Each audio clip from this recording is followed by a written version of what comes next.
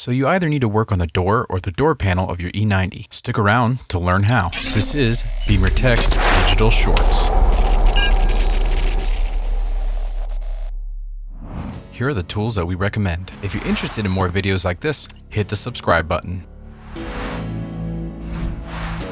To get things started, we're going to pry off the wood trim that's below the door handle. Grab your pry tool and start carefully prying below the trim.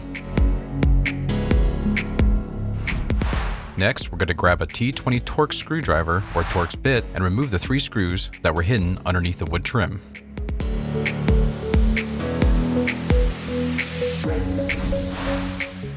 Now, we're ready to start prying up the door panel, starting with the edges. Grab your pry tool and start from the bottom and work your way around the sides, and then it should pull right off. Last step, we're going to go ahead and disconnect all the cables. They should all disconnect pretty easily. Then you're all set.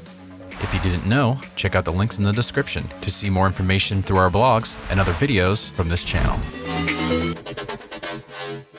Thanks for sticking around and watching this video. If you happen to have any questions, let us know in the comments. And don't forget to subscribe to see the latest videos that we got here at the shop. See you next time.